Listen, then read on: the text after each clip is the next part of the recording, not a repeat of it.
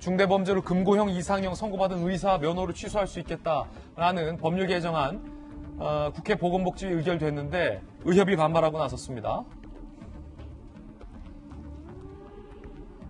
총파업 등 전면적 투쟁에 나설 거다. 백신 접종에도 차질이 불가피하다라고 얘기를 해서 논란이 강하게 일고 있습니다. 총리는 불법 집단 행동에는 단호 대처하겠다라고 밝혔습니다.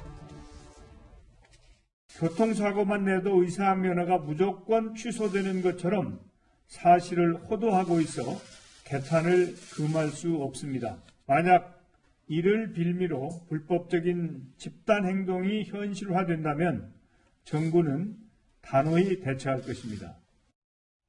손정혜 변호사님, 이거 어떤 내용이고 의협에서는 왜 총파업 얘기하는 거죠?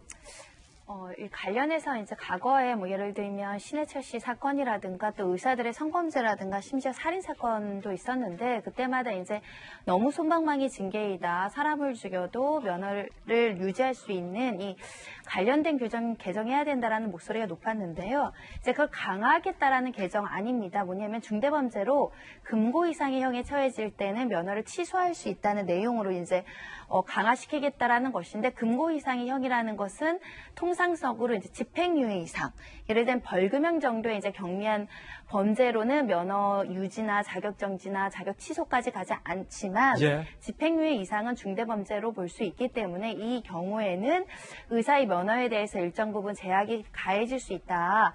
특히 이제 변호사라든가 회계사라든가 다른 전문 직종, 뭐 공무원도 마찬가지입니다.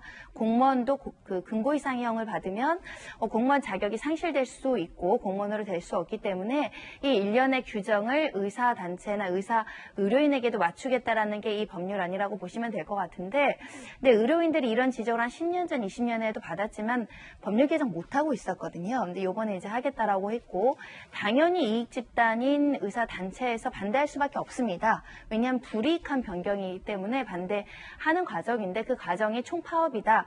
이거는 좀 극단적인 방법 아닐까 하는 생각이 들고, 평등의 원칙을 생각해 보신다고 한다면 예를 들면 변호사도 마찬가지로 전문 직종 자격을 따기 위해서 굉장히 노력하죠. 오래 시간이 걸리고 투자도 많이 해야 됩니다. 근데 의사는 유독 왜 간대했을까? 사회가 많이 변했기 때문에 이걸 맞춰야 된다라는 국민적 시각도 우세해서 의료단체에서 무조건 의료에게 불리하기 때문에 반대다 이런 표현보다는 조금 더 의료인들의 어떤 직업적 윤리를 강화하고 이런 강화된 법률안이 있으면 스스로 조금 그 도덕적 경각심이 높아질 수 있거든요. 예를 들면 공무원들 소위 말해서 잘릴까봐 뭐 음주운전이나 이런 거 굉장히 그 조심 많이 하거든요.